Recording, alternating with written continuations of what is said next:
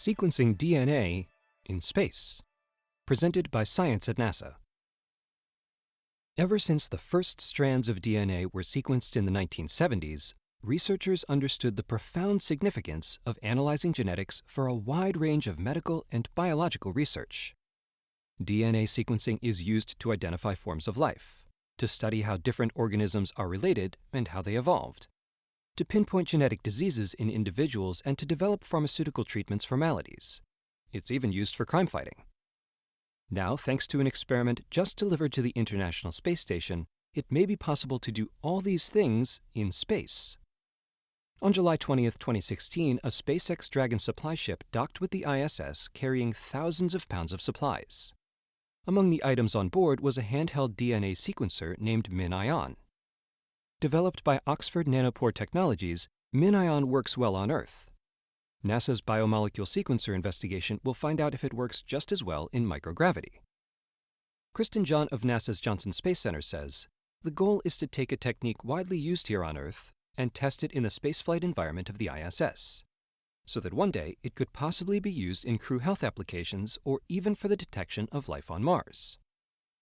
DNA sequencing has never been done in space before, and if the biomolecule sequencer investigation is successful, it could be a big deal.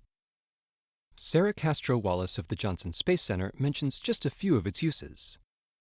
In the past, we've had visible fungi growing on the ISS, and we want to identify that fungi without having to return a sample to Earth, she says. Is it benign, or something to be concerned about? Knowing what it is, the microbiologists can recommend how best to deal with the issue.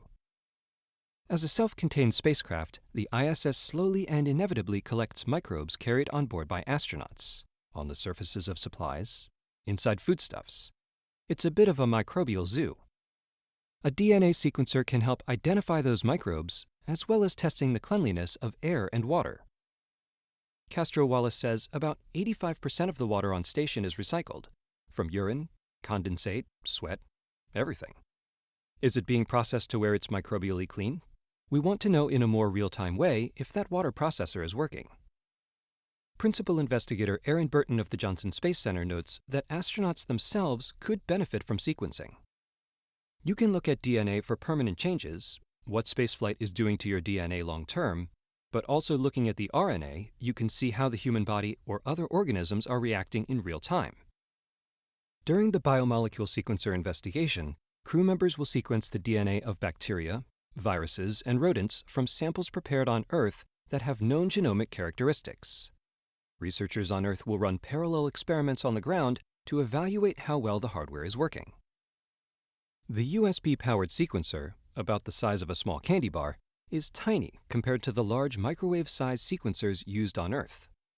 Castro-Wallace says most sequencers in Earth-based labs involve optics, fluorescence, lasers, and other vibration-sensitive components that are not suited for spaceflight or microgravity.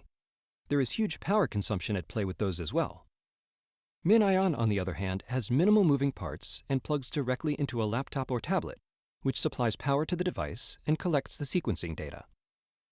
Unlike terrestrial instruments whose sequencing process can take days, this device's data is available in near real time.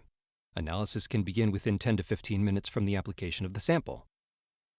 Burton says the space station and Earth are on opposite ends of a gravity continuum. So if the device works on Earth and in microgravity, then it should work in any environment in between, like an asteroid or Mars. Let the sequencing begin.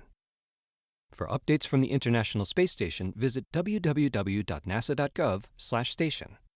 For more on science on Earth, in Earth's orbit, and beyond, visit science.nasa.gov.